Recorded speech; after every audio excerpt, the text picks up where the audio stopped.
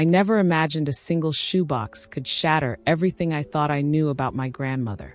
My name is Catherine Walsh. I'm 58 years old, and what I discovered inside those yellowed envelopes forced me to see the Second World War and my own family through completely different eyes.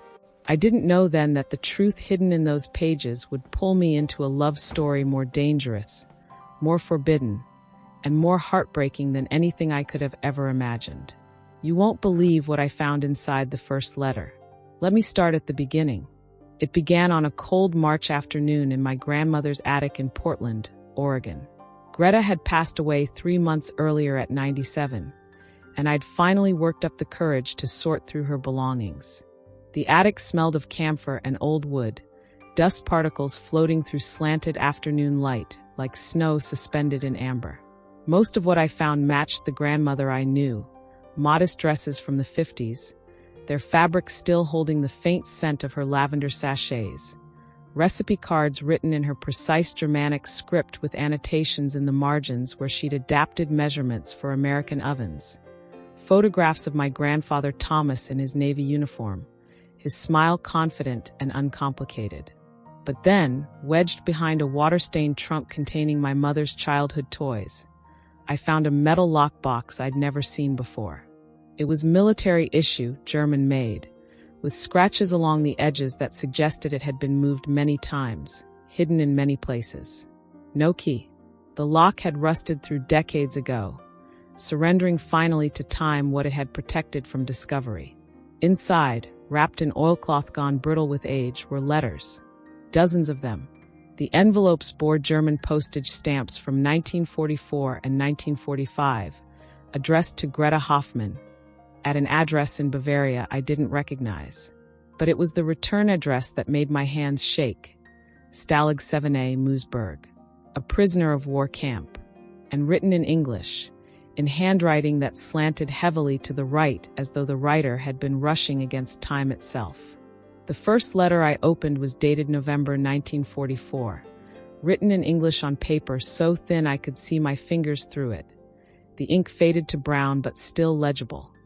My dearest Greta, if you're reading this, it means I'm still alive. I shouldn't be. By all rights, I should have died in that forest 3 months ago, bled out under those ancient trees while the war continued without noticing one more casualty. But you found me. You hid me. You saved me when every law of war and nation said you should have let me die, when mercy itself had become a crime punishable by death. I don't have words for what that means. I've tried a dozen times to write this letter, to explain what you've given me. It's not just my life, though God knows that's everything. It's the knowledge that goodness still exists. That compassion hasn't been completely burned out of this world. That somewhere in the middle of all this hatred and violence, a woman looked at her enemy and chose to see a human being instead. I think about that moment constantly. You standing there in the rain, soaked through, and you could have kept walking, should have kept walking, but you didn't. My grandmother, I discovered, had not been the simple German immigrant who came to America after the war and married a good man and lived a quiet life. She had been something far more complex, far braver, and far more tragic. The letters told a story that 1944 Europe had tried desperately to erase. Gersfeld, Germany. September 1944, the rain came down in sheets that turned the forest floor into black mud, the kind that sucked at your shoes and made every step a battle. Greta Hoffmann pressed herself against the trunk of an ancient oak, her nurse's cape offering no protection from the cold that seeped into her bones, that made her fingers numb inside her wool gloves. She'd been walking for 2 hours, searching for medicinal herbs that no longer grew near the village. The ones that did had been picked clean months ago by desperate people trying to treat wounds with whatever nature still offered. The forest smelled of wet earth and decay, of autumn leaves composting into the soil, of pine sap and the distant metallic tang that Greta had learned to recognize as the smell of war itself. Cordite and blood and fear, carried on the wind from battles fought miles away, but never far enough. At 24, Greta had already seen more death than most people witnessed in a lifetime. The field hospital where she worked received a steady stream of Wehrmacht soldiers from the collapsing Eastern Front. Boys barely old enough to shave, their faces gray with pain and shock, sent home to die among strangers because the real hospitals had no beds left. She'd learned to recognize the specific pallor of death approaching, the particular silence that fell over a ward at 3 a.m. when another soul slipped away, the way a dying man's breathing would change in those final hours, becoming shallow, then ragged, then finally just stopping. She'd learned to work through exhaustion so complete she sometimes couldn't remember walking between the hospital and her cottage. She'd learned to ignore hunger, to make a single potato last 2 days, to water down soup until it was little more than flavored liquid. She'd learned to keep her face neutral when soldiers called out for mothers who would never come, when they wept for sweethearts they'd never see again, when they died clutching photographs of children they'd never watch grow up. But she hadn't expected to find death here, in this forgotten corner of Ron Mountains, in a place she'd always thought of as separate from the war, untouched. The American was slumped against a fallen log, half buried in leaves and mud. So still she almost mistook him for part of the forest itself. His flight jacket was torn, one arm bent at an unnatural angle that made her nursing instincts recoil. Blood had dried black across his temple, matting his dark hair, and more blood stained the ground beneath him. Not fresh, but not old enough to give her hope he'd already died and moved beyond suffering. She saw the dog tags first, metal glinting dully through the underbrush, catching what little light filtered through the storm clouds. Then the insignia on his torn jacket, U.S. Army Air Forces. The eagle patch, the sergeant's stripes, the leather jacket that all the village children talked about in whispers, having seen them on propaganda posters warning of American terror bombers. Greta's first instinct was to run. Helping an enemy combatant meant execution. Not imprisonment, not interrogation, execution. Swift, public, and used as an example. She'd seen it happen to her Weber, the baker, who'd given bread to a French prisoner.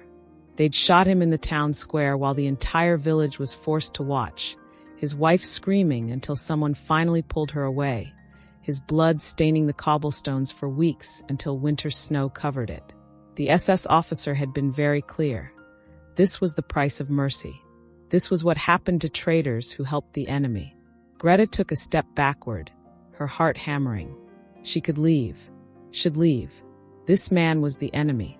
His planes had bombed German cities. His army was destroying her country. Whatever happened to him here in this forest was simply war, simply consequences, simply the way things were.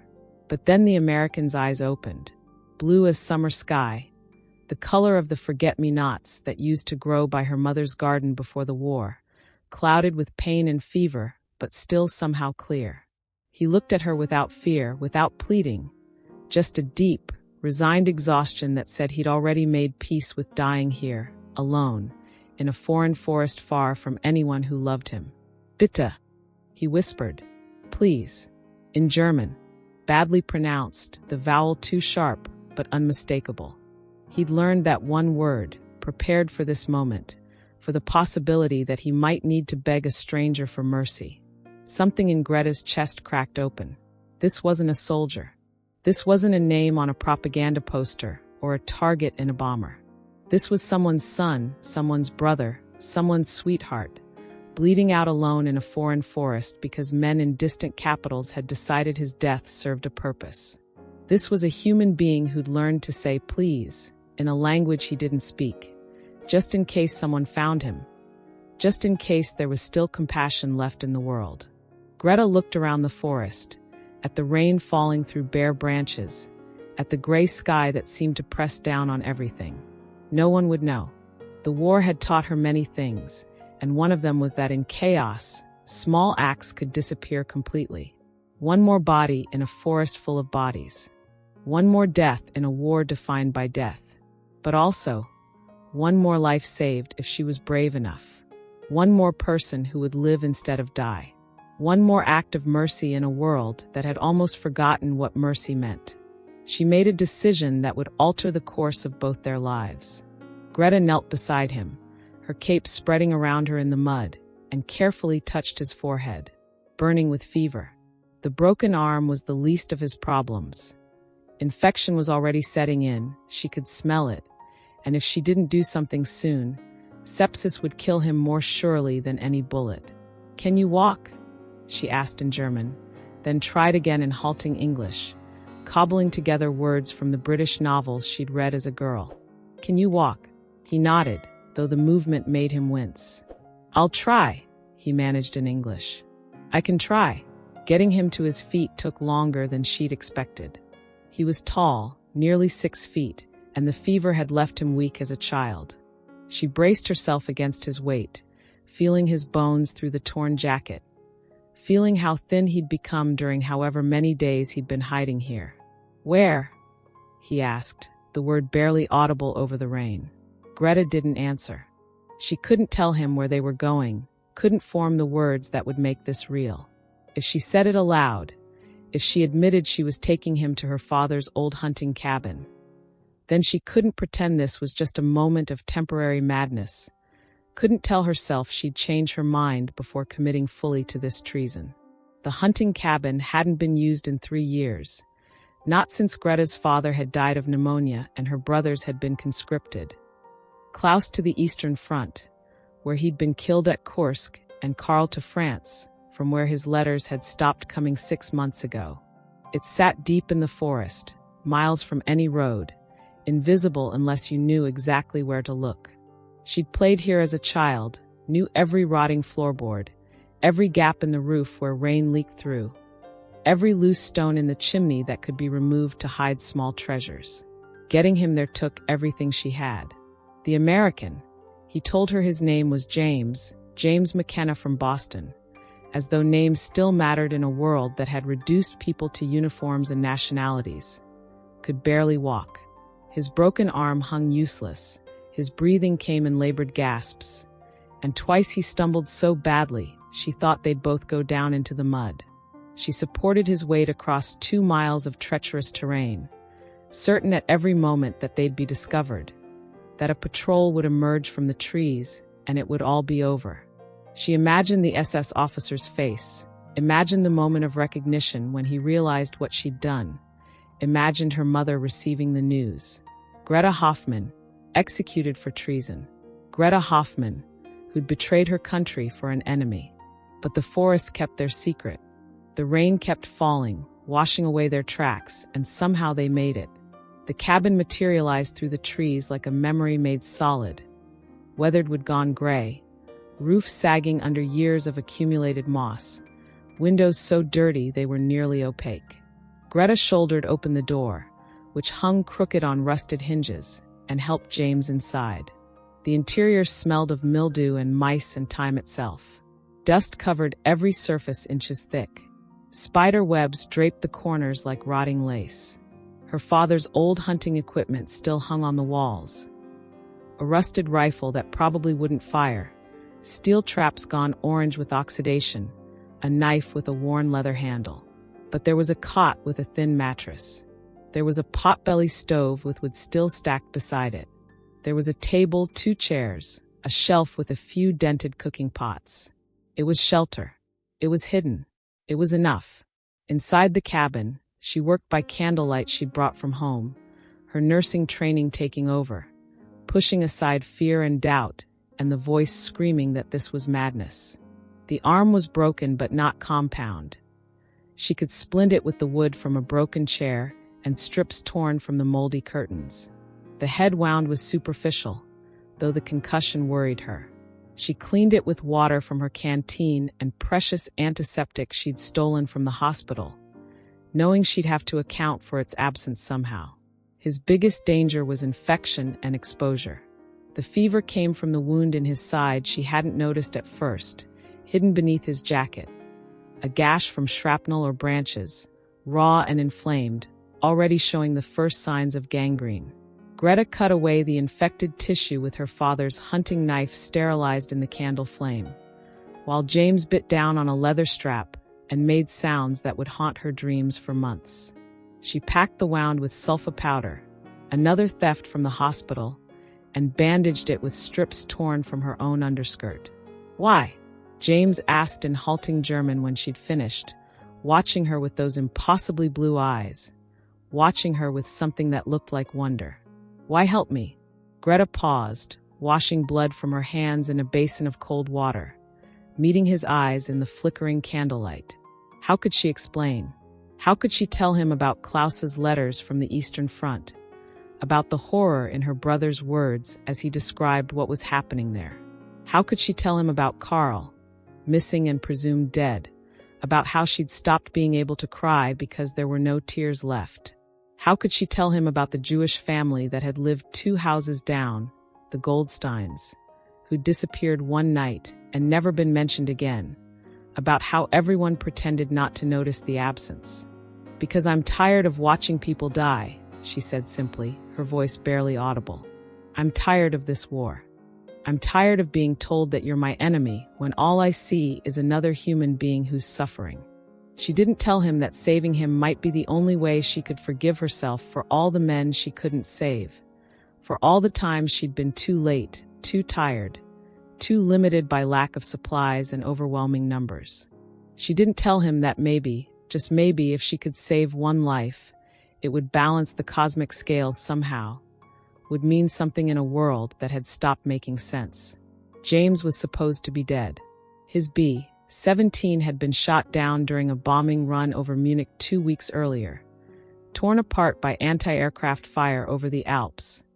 The sole survivor of a crew of 10 men who'd trained together in Texas, who'd flown together across the Atlantic, who'd become brothers in the way that men facing death together do.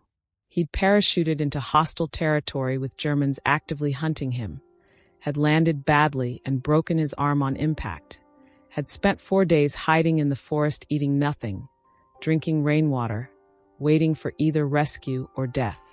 Standard protocol was to evade and escape, to make for the Swiss border 40 miles south where he'd be interned but safe.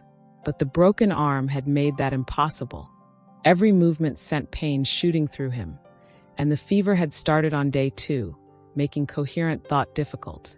So he'd hidden in the deepest part of the forest he could find, had covered himself in leaves and branches, had prepared to die. He'd written letters to his mother, to his younger sister, to a girl named Mary back in Boston who'd promised to wait for him. He'd tucked them in his jacket pocket, knowing no one would ever find them, but needing to write the words anyway.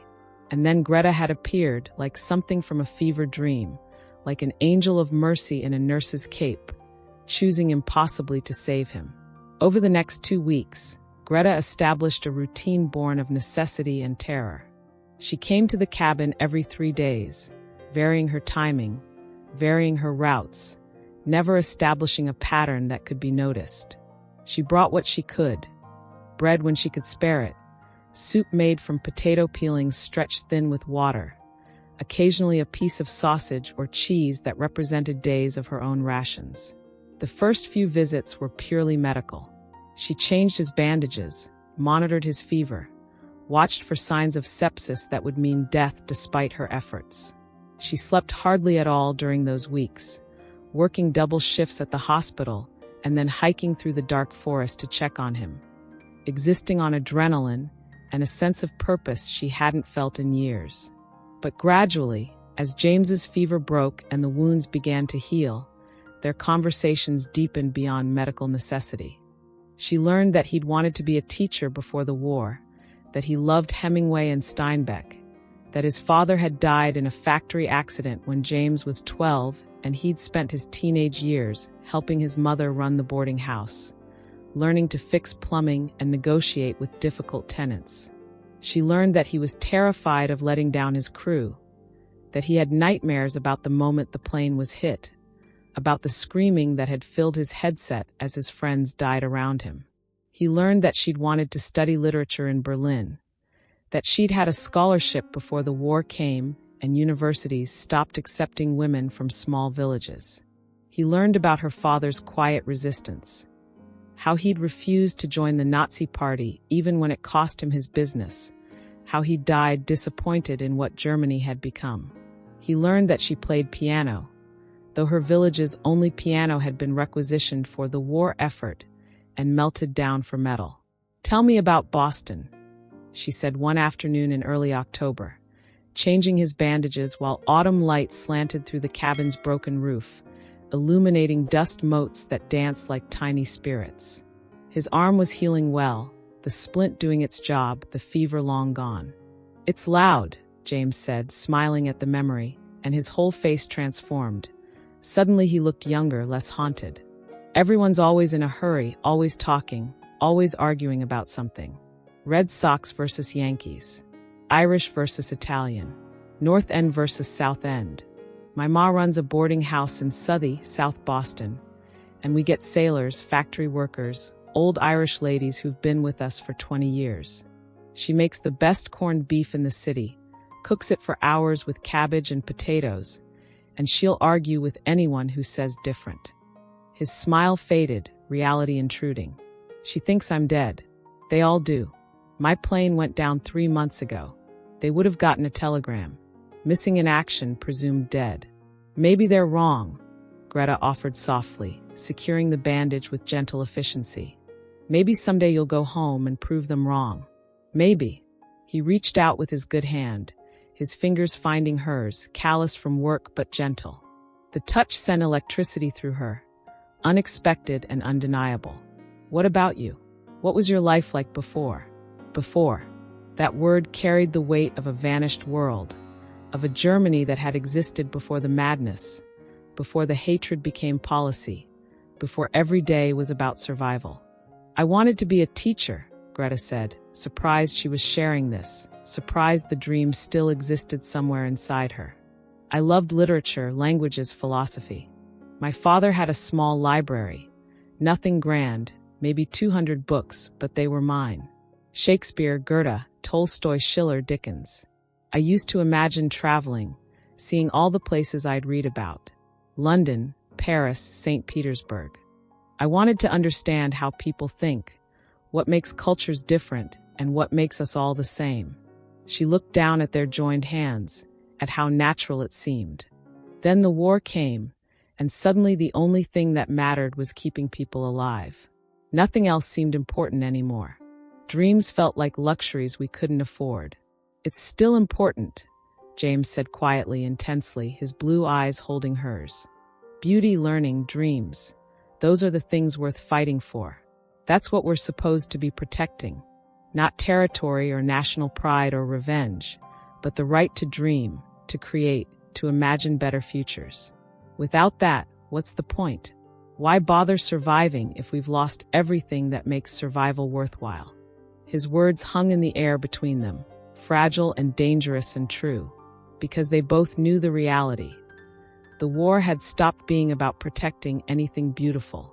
It had become about grinding the other side into dust, about revenge and hatred and fear, about who could inflict more suffering.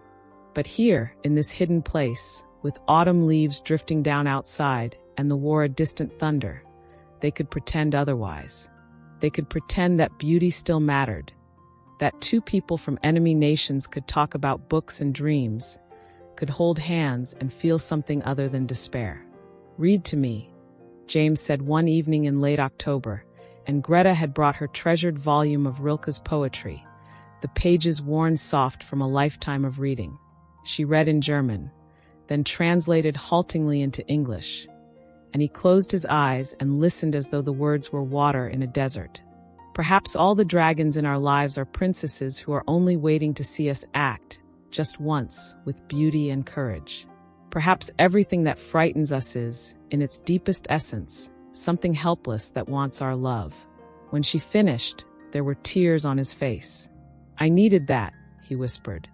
"I needed to remember that words like that still exist, that beauty hasn't been completely destroyed."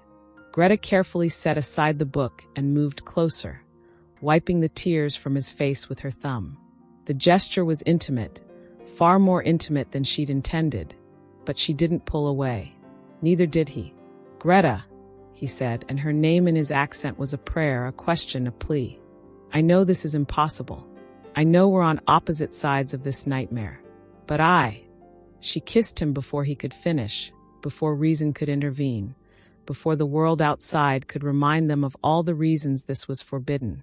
He tasted of the thin soup she'd brought, of the cigarette he'd been rationing to one per week, of something indefinably him.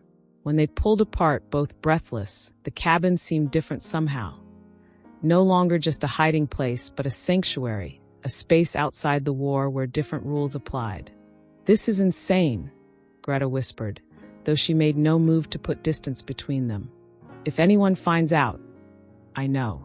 James cupped her face with his good hand, his thumb tracing her cheekbone with heartbreaking gentleness.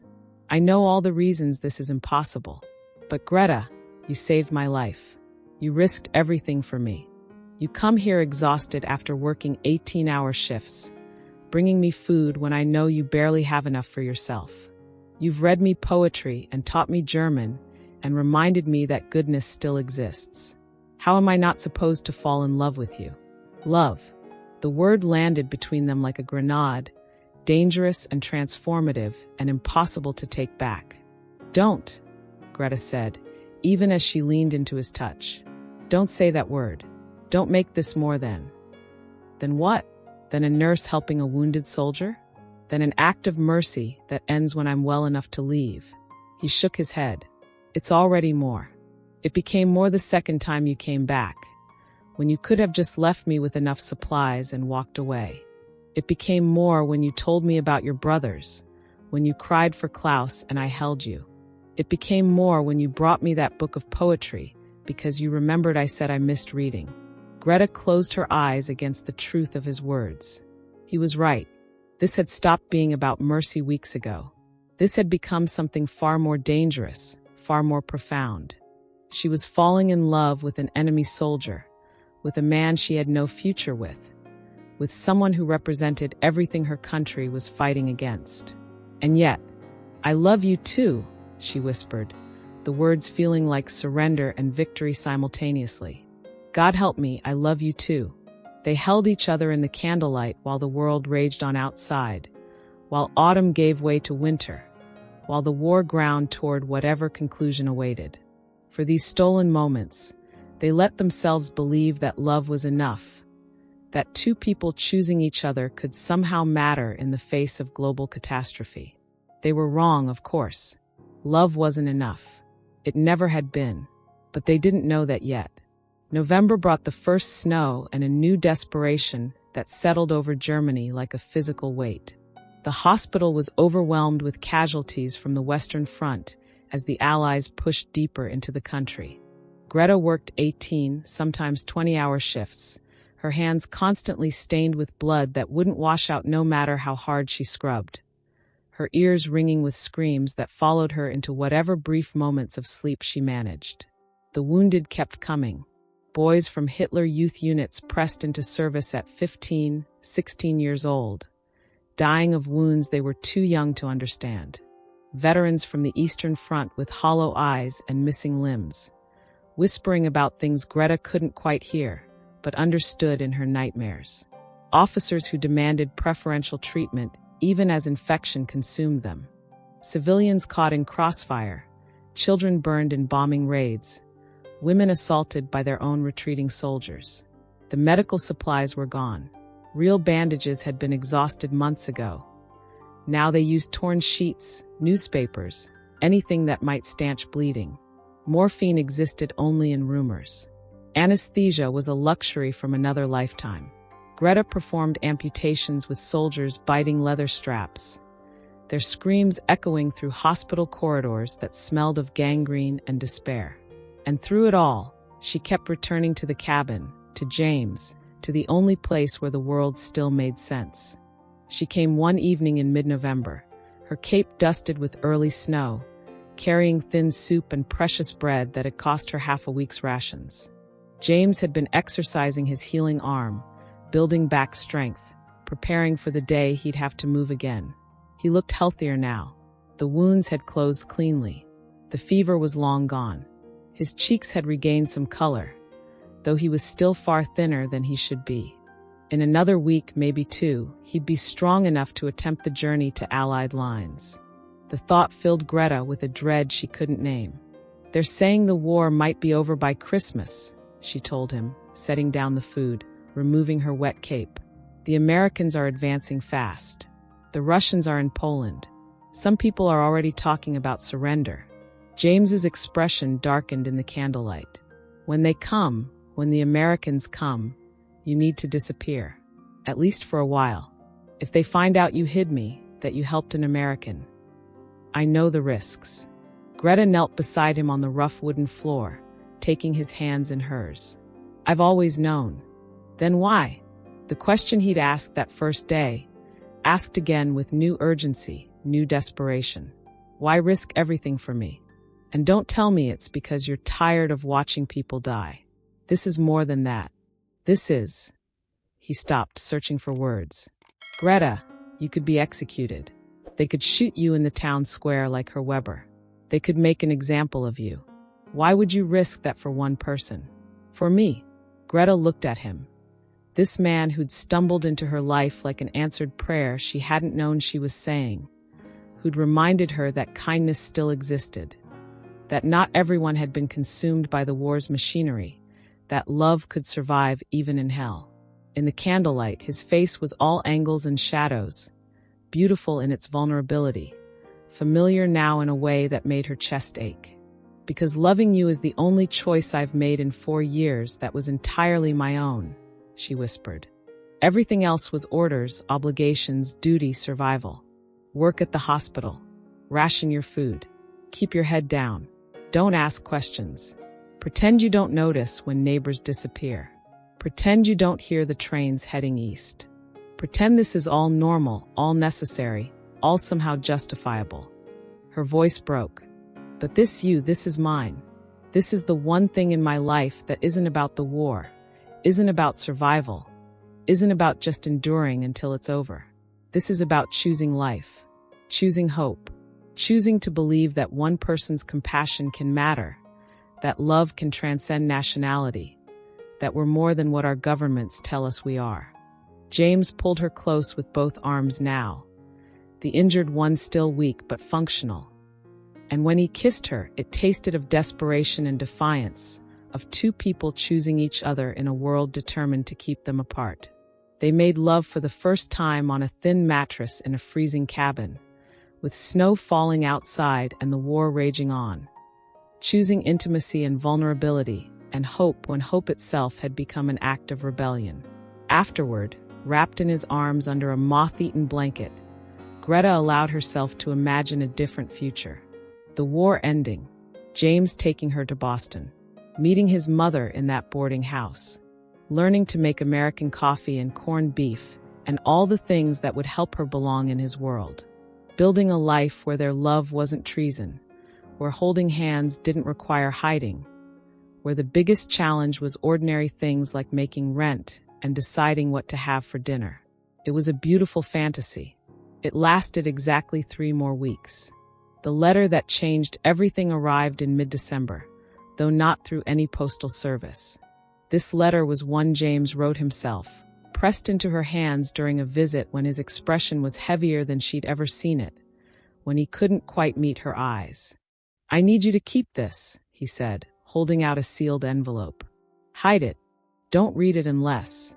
He couldn't finish the sentence, couldn't voice the possibility that hung between them. Unless what? Greta's voice came out steadier than she felt. Unless I don't make it out. Unless something happens. He finally looked at her, and his eyes were full of grief for a future that hadn't happened yet. Promise me, Greta. Promise me you'll keep it safe. She promised, though the letter burned against her chest where she'd hidden it beneath her blouse. A ticking clock counting down to a future she couldn't bear to imagine. She didn't ask what had changed, what had shifted his thinking. She didn't want to know, didn't want to acknowledge that their time was ending, that reality was intruding on their sanctuary. 3 days later, the SS came to the village. They arrived at dawn, for trucks full of soldiers in black uniforms, officers with faces carved from ice and eyes that saw guilt everywhere. They were looking for deserters, for resistance fighters, for anyone who'd helped Allied soldiers escape. Someone had talked. There were always informants, Always neighbors eager to prove their loyalty by destroying someone else. Always people willing to trade others' lives for the promise of safety. Greta was working a shift at the hospital when she heard the commotion. Through the window, frosted with December ice, she saw soldiers going house to house, dragging people into the street. Old Frau Müller interrogated about her sons. The Kraus family, their cottage torn apart. Young Thomas Becker, barely 18, beaten in the street for refusing to join the Volkssturm. Her heart stopped when they reached her cottage, when black uniformed men kicked open her door and emerged minutes later empty-handed but suspicious. She watched one officer speak to another, saw them gesture toward the forest, saw the calculation in their eyes. They were expanding their search. She had to warn James. Had to get him away before they found the cabin, before this all ended in blood and bullets and her standing in that town square watching him die. Greta made excuses to the head nurse. Family emergency, sick aunt, anything that would let her leave. She grabbed her cape and ran through the village streets, past the SS trucks and the frightened crowds, into the forest she knew better than anyone. But when she reached the cabin that night, lungs burning from running in the cold, she found it empty. The makeshift bed was cold. His few possessions were gone. The tin cup they'd shared soup from sat cleaned and neatly placed on the table. And on that table, weighted down by a smooth river stone, was a note written in his careful German, the handwriting she'd come to love more than her own. My dearest Greta, I couldn't let you risk yourself anymore. By the time you read this, I'll be gone, heading for the Allied lines, taking my chances in the forest. If I make it, I'll find a way to contact you, I swear it. If I don't, at least you're safe. At least I didn't drag you down with me. You gave me life twice, Greta. Once when you found me bleeding in the forest, and again every day you came back. You reminded me what it means to be human, what it means to love, what it means to believe in goodness when the world offers only hatred. I'll carry you with me always.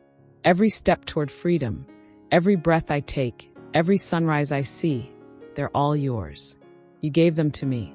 If there's a future where we can be together, I'll fight for it. If there isn't, thank you. Thank you for saving me. Thank you for loving me. Thank you for being the best thing that ever happened in the worst time of my life.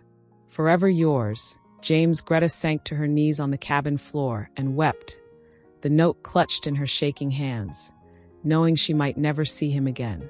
The cabin that had been their sanctuary suddenly felt like a tomb, full of ghosts and might-have-beens. She allowed herself 10 minutes of grief. Then she forced herself to stand, to think, to act. She gathered every trace of his presence, the splint materials, the extra blankets, the tin cup, anything that might prove someone had hidden here. She burned them in the potbelly stove, watching their small history turn to ash. She removed the loose stone in the chimney and placed his letter there, the one he'd made her promise to keep. Someday, maybe, when the war was over and it was safe, she'd come back and read it. But not now. Now she needed to protect him the only way she still could, by erasing all evidence he'd ever existed. The next months passed in a gray haze that blurred days and weeks and seasons into one endless stretch of exhausted survival. The war ground toward its inevitable conclusion. Gersfeld changed hands twice. First, the Americans came in late February, and for a week Greta watched olive drab uniforms replace field gray, watched soldiers who chewed gum and smiled at children instead of terrorizing them.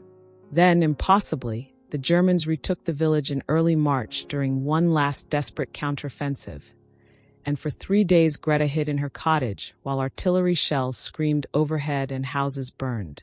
Then the Americans came again, this time for good, this time as victors of a war that had already been decided. And with them came the liberation, the occupation, the slow and painful process of accounting for what Germany had done. Greta kept working at the hospital, which was now under American military administration. She treated American soldiers with the same care she'd given German ones, though the Americans looked at her with confusion. Why would a German nurse work so hard to save their men? She couldn't tell them the truth. that every American soldier she saved was James, was the life she couldn't protect, was her penance and her prayer that somewhere he was alive. She told no one about him. There was nothing to tell, anyway. He was gone, probably dead, certainly lost to her forever. The war had ended, and they were on opposite sides of an unbridgeable divide. She was German. He was American. Her people had started this nightmare. His people had ended it. There was no future where those two truths could coexist. She tried to rebuild her life. Gersfeld slowly recovered. The rubble was cleared. Buildings were reconstructed. The hospital transitioned from military to civilian care. Greta was promoted to head nurse, recognition of her skill and dedication, even if no one quite understood the demons that drove her to work until collapse. She dated occasionally. There was a nice teacher named Friedrich who'd lost his leg at Stalingrad, who courted her with quiet persistence. But she couldn't feel anything. Her heart had frozen that December day when she found the cabin empty, when James had chosen to protect her by leaving, when she'd watched their future burn in a potbelly stove. Spring 1945 brought cherry blossoms and warm rain and the smell of earth coming back to life. Greta started keeping a small garden, tomatoes, herbs, flowers, tending green growing things because she needed to believe life could return even after devastation. And then, on a Tuesday morning in April, impossible as resurrection, a letter arrived. It came through the Red Cross, forwarded 3 times, bearing an American postmark from Boston, Massachusetts. Greta's hands shook so badly she could barely open it, had to set it down twice before she could force herself to read. Dearest Greta, I'm alive. I need you to know that first, before anything else. I'm alive. I made it to the Allied lines in January, nearly died twice along the way, spent a week with frostbite so bad they thought they'd have to amputate toes. But I made it. They shipped me to England for debriefing, then home to Boston. I've been in a military hospital for weeks recovering, but I'm getting better. The important thing is, I'm alive. And I've thought of you every single day. Greta, the war's over. We won. But I can't celebrate because all I can think about is whether you're safe, whether you survived, whether you're reading this right now, whether you still think of me the way I think of you constantly, obsessively, like a man possessed. I know the world says we shouldn't be together. I know there are rules, prejudices, hatreds that say what we felt was wrong. But I don't care about any of that. I love you. I've loved you since that first moment when you chose mercy over fear, when you looked at me dying in that forest and decided I was worth saving. I don't know if this letter will reach you. I don't know if you're even alive. That thought terrifies me every night. But I have to try. If you get this, if you're reading this right now, please write back. Tell me you're safe. Tell me you remember. Tell me there's a chance. Because if there is, I'll find a way. I'll cross oceans, I'll fight bureaucracy, I'll wait however long it takes. You saved my life, Greta. Let me spend the rest of it proving I was worth saving. Forever yours, James McKenna. Greta read the letter 17 times that first day, memorizing every word, every loop of his handwriting, every place where his pen had pressed harder because emotion had surged through him. He was alive. He'd survived. He remembered. He wanted her. She carried the letter everywhere for a week, touching it constantly like a talisman, like proof that miracles could happen even after everything. But alongside the joy came a darker recognition. He was alive, yes, but they were still on opposite sides of a chasm the war had carved. She was German, the enemy. Her people had caused unspeakable horror. Already she'd heard stories of German women with American boyfriends being shamed, assaulted, driven from their homes. The Americans called them Fräuleins, spat the word like an insult. Her own neighbors looked at her with suspicion, wondering why she hadn't done more during the war, why she'd survived when so many others hadn't, wondering if she'd been one of those nurses who collaborated. How could she bring James into this? How could she ask him to love someone whose nationality was now synonymous with evil? He'd be ostracized by his own people. This war hero who'd survived a plane crash and months in hiding. His family would be horrified. His friends would turn away. The military would make his life hell.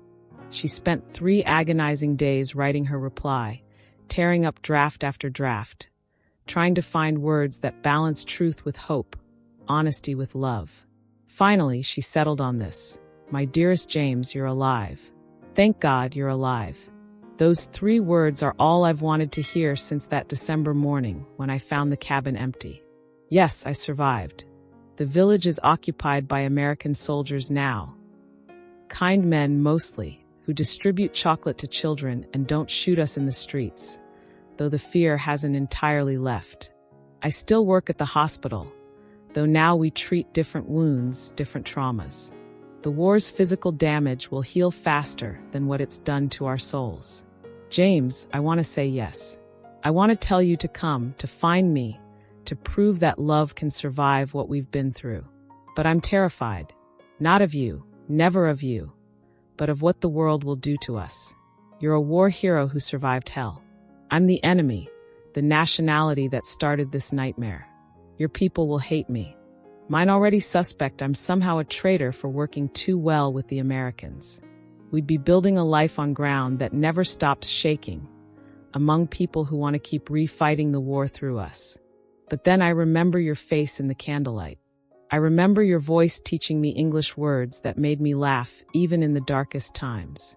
I remember Rilke's poetry and thin soup, and the way you held me like I was something precious instead of something to be ashamed of. I remember feeling, for the first time in years, that I was more than just a witness to death, that I could be someone who chose life, who chose love, who chose hope even when hope seemed like madness. So yes, I'll wait. Yes, I want to try. Yes, I still love you, even though every rational part of me says this is impossible, even though I can list 100 reasons why this is doomed. Come find me, James. If you still want to, if you still think I'm worth the fight, I'll be here. Always yours, Greta. What followed was a year of letters that sustained them both through the impossible complexity of post-war life. James wrote about Boston, his mother's tears when he'd walked through the door, his sister's children who'd been born while he was gone, the boarding house that somehow felt smaller than he remembered. He wrote about the nightmares, the survivor's guilt, the way he couldn't watch planes fly overhead without feeling his heart race. He wrote about visiting the families of his crew, about standing in living rooms and trying to explain how their sons had died, about seeing his own survival reflected in their eyes as an accusation. Greta wrote about Gersfeld's slow recovery, about the trials beginning in Nuremberg, about learning exactly what had happened in the camps and feeling her shame grow heavier with every revelation. She wrote about the German children who threw stones at American soldiers, taught to hate by parents who couldn't let go of defeat. She wrote about the American GIs who married German girls and the violence that followed, about how love had become another battleground. And between the darkness, they wrote about hope, about dreams of the future, about imagining a life where they could simply be together, where the war was history instead of present tense, where they could walk down a street holding hands without inspiring hatred. But making it real, making the dream into reality, proved almost impossible. The U.S. military had explicit regulations forbidding servicemen from marrying German nationals. The policy was clear. Fraternization was discouraged, but marriage was absolutely prohibited. James filed application after application, each one denied with bureaucratic efficiency. He appealed. He wrote letters to his congressman. He threatened to resign his commission. Nothing worked. Month after month, the rejections came. And with each one, Greta felt their future slipping away, felt the world asserting its power to keep them apart, felt the war winning even after it had officially ended. Maybe it's a sign, she wrote in one particularly dark moment. Maybe we're not supposed to fight this hard for something the world so clearly doesn't want us to have. James's response came by telegram, expensive and immediate. The world didn't want us to survive the war either. We did it anyway. Don't give up on us now. I'm coming for you. And somehow, impossibly, he made it happen. He'd saved 3 lives during his escape to Allied lines back in January 1945, helped a French resistance fighter and 2 British POWs evade capture, had navigated them through German patrols and across frozen rivers at tremendous personal risk. His commanding officer, Captain Morrison, had put him in for a Bronze Star for valor.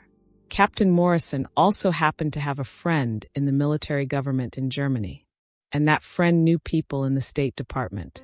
And those people, when presented with a war hero's request to marry the German nurse who'd saved his life, found it hard to say no, especially since James's story, carefully framed, made excellent propaganda. See, even the Germans could be good. Even enemies could find common humanity. Even this terrible war had produced love stories. The permissions came through in October 1946. James was granted special dispensation to marry Greta Hoffmann, German national, with the understanding that she would immigrate to the United States immediately afterward. On November 12, 1946, exactly 2 years and 2 days after Greta found a dying pilot in the forest, James McKenna returned to Gersfeld.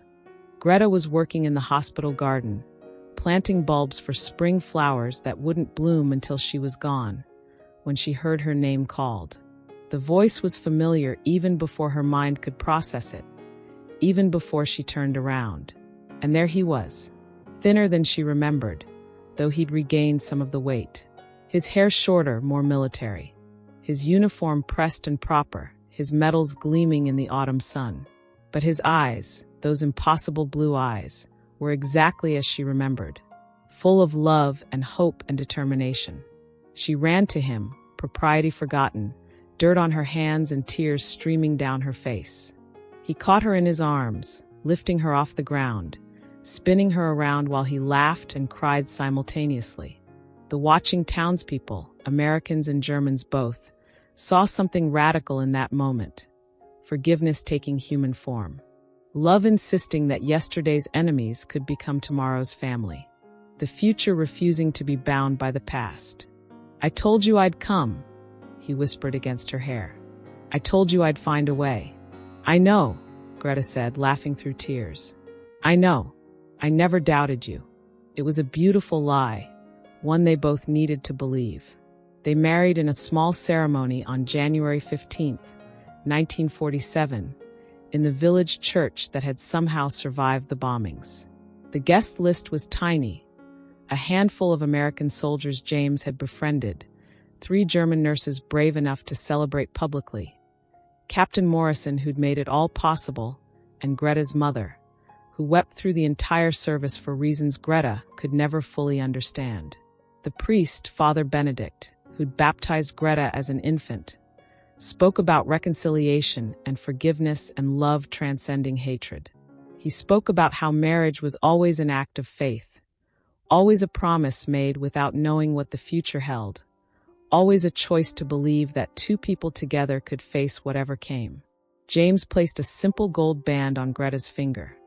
He'd saved for months to buy it, had it engraved with a single word in German, immer. Always.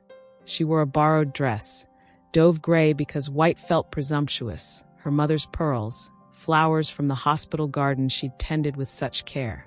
She looked at James standing beside her and felt the weight of what they were promising.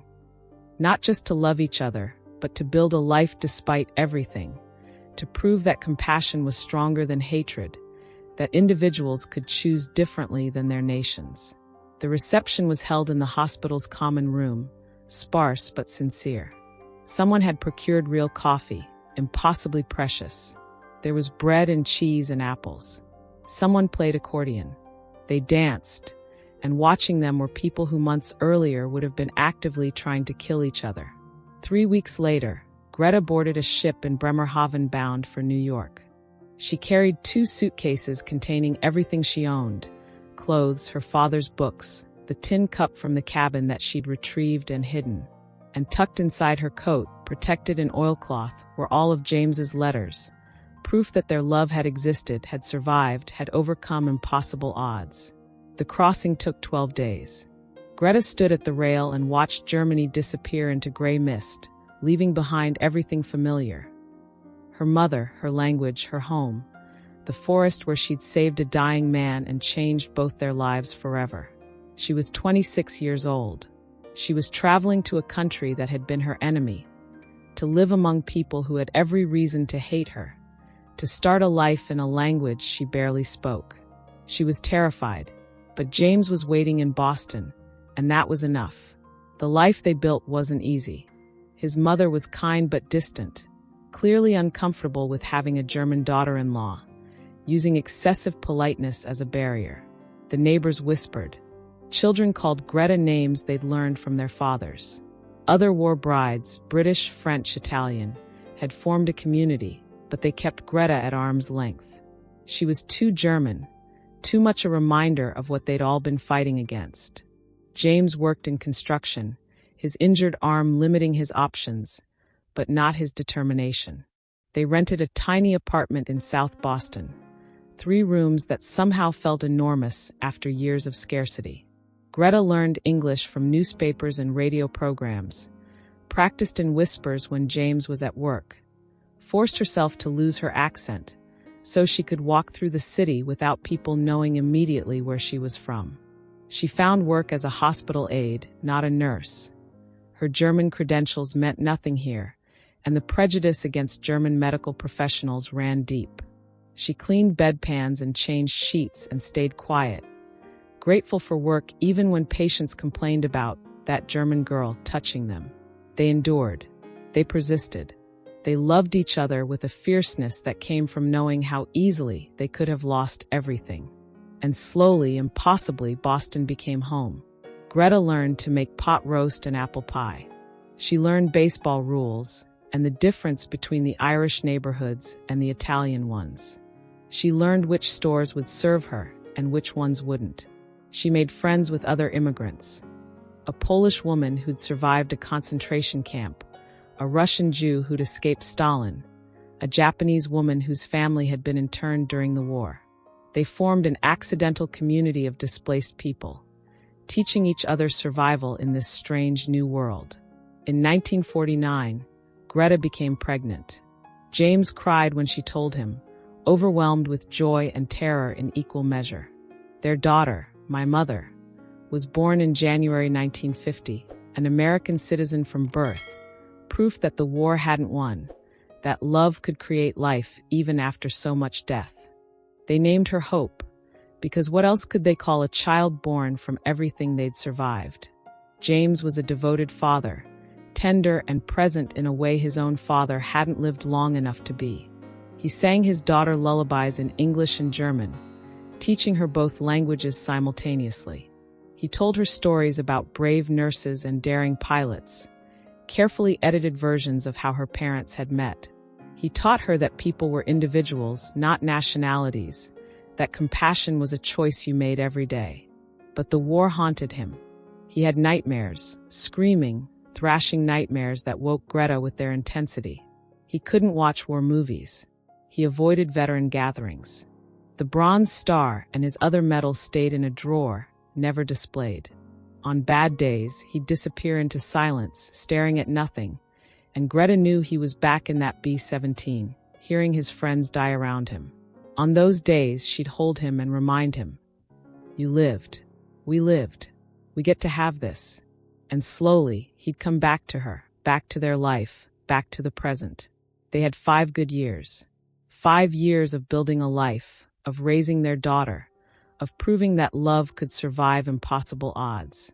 5 years of learning to be happy, of healing slowly from wounds that would never fully close. And then, on a Tuesday morning in April 1952, James McKenna fell from a construction scaffolding and died before the ambulance arrived. He was 31 years old. He'd survived a war that killed millions, survived a plane crash that killed 9 of his 10 crew members, survived months in hiding behind enemy lines, survived pneumonia and frostbite and military bureaucracy. And then he died in a stupid accident, a moment of inattention, a faulty support beam, gravity doing what the Luftwaffe couldn't. Greta was 28, a widow, a single mother, a German immigrant in America with a 2-year-old daughter and no family except a mother-in-law who'd never fully accepted her. The grief nearly destroyed her. She'd survived so much: war, occupation, shame, displacement.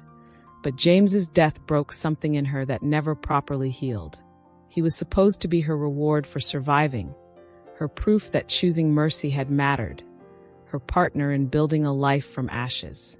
Without him, she was just another immigrant struggling to survive. She stayed in Boston because leaving felt like betraying his memory. She worked as a hospital aide for 30 years, slowly working her way up to administrative positions. She raised Hope alone, making sure her daughter knew her father had been a hero, that their love story had mattered, that she was the product of something beautiful. She dated occasionally. Eventually, in 1959, she married Thomas Walsh, a gentle Irish-American plumber who was kind to Hope and never pushed Greta to love him the way she'd loved James. It was a good marriage, comfortable and stable. They had 2 more children. Thomas adopted Hope and gave her his name, trying to protect her from the stigma of being the German woman's daughter. But Greta never told Thomas about the letters. Never told him about those months in the cabin, about Rilke's poetry and thin soup and falling in love during the war. Never told him that her first wedding dress had been borrowed gray instead of white, or that she'd watched Germany disappear into mist while sailing toward an uncertain future. She buried that story, buried those letters in a metal box at the back of the attic, buried the young woman who'd been brave enough to save an enemy, brave enough to love him, brave enough to leave everything for him. She lived a good, quiet life. She was a devoted mother to all 3 children, a loyal wife to Thomas, a dedicated worker who never missed a shift. She learned to cook proper Irish food, attended Mass regularly, voted in every election, paid her taxes, did everything right.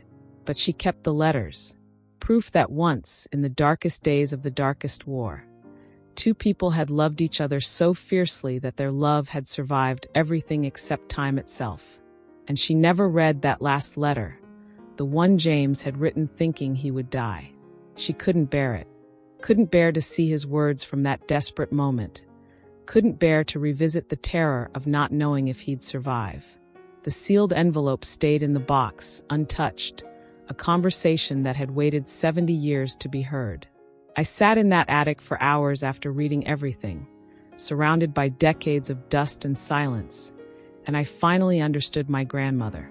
The quiet sadness that sometimes crossed her face when she thought no one was looking. The way she'd pause when she heard German spoken in grocery stores.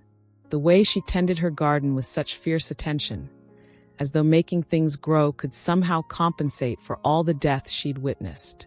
The photograph she kept hidden in her jewelry box. A young man with kind eyes and a crooked smile. Someone I'd always assumed was a distant relative but never thought to ask about. She'd loved 2 men in her life. Thomas had given her stability, family, a peaceful American existence, children who never knew hunger or fear. But James had given her the defining experience of her life, had shown her who she was capable of being when everything was stripped away except choice. And she'd chosen love, chosen mercy, chosen to believe that one person's compassion could matter in a world intent on destruction. That choice had cost her everything and given her everything simultaneously. It had cost her her country, her language, her home, the man she loved. But it had given her a purpose, a daughter who became my mother, a legacy of courage that I'm only now beginning to understand. I published the letters last year, working with a historian friend who specialized in World War II oral histories. We transcribed them carefully, annotated them with historical context, included photographs of the cabin that still stands in the Ron Mountains, now maintained as a small memorial. The response was overwhelming. People from both sides of the Atlantic wrote to share similar stories. Hidden romances, forbidden love, mercy offered when mercy meant death. Veterans came forward with their own tales of being hidden, helped, saved by people who were supposed to be enemies. Families shared stories their grandparents had kept secret for generations. One woman, 89 years old, wrote from Munich, "I did something similar during the war. I hid a Jewish family in my cellar for 18 months. 3 adults and 2 children. I never told anyone. I was terrified even after the war ended that someone would discover what I'd done, that there would be consequences. I've lived with that secret for 75 years, unable to feel proud of the bravest thing I ever did. Your grandmother's story makes me feel less alone. Makes me feel like maybe I was brave instead of foolish. Thank you for sharing her courage. That letter made me cry harder than anything else. My grandmother wasn't unique. She was one of countless people who'd made impossible choices, who'd chosen compassion when compassion was treason, who'd loved when love was illegal, who'd held on to hope when hope was suicide. Their stories deserve to be heard. Their voices deserve to echo across time, reminding us all what we're capable of when we choose love over hatred. The letters have been translated into 7 languages now. They're used in schools to teach about the human cost of war, about moral courage, about the choices individuals can make even when nations are locked in conflict. Historians cite them as primary sources about life in occupied Germany, about the complexity of the post-war period, about the fraternization policies that tried to keep former enemies apart. But for me, there's something simpler and more profound. They're proof that my grandmother was extraordinarily brave, that she looked at the world's cruelty and said no, that she saw suffering and chose to alleviate it, consequences be damned, that she loved when love was impossible, showed mercy when mercy meant treason, held on to hope when hope seemed like madness. And that legacy, that choice to see the human being beyond the uniform, to choose compassion over fear, to believe that love matters even when everything says it doesn't, is what these letters really contain. Not just a love story, though they are that. Not just a war story, though they are that too. But a story about the moments that define us, the choices we make when everything hangs in the balance, the courage required to extend compassion to someone we're supposed to hate. My grandmother saved one man's life in September 1944. But in doing so, she saved something far more important. The idea that even in humanity's darkest hour, mercy can survive. That love can transcend nationality. That kindness can outlast cruelty. That one person's compassion can ripple across generations, affecting people not yet born, shaping futures that haven't happened yet. James and Greta had less than 6 years together after the war. It wasn't enough. It couldn't possibly have been enough.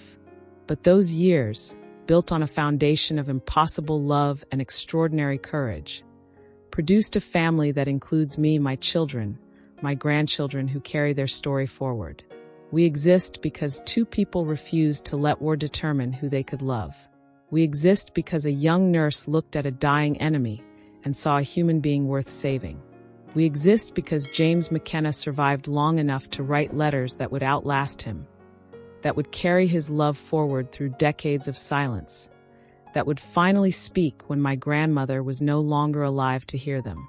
Their story didn't end with his death in 1952, or with her death 3 months ago.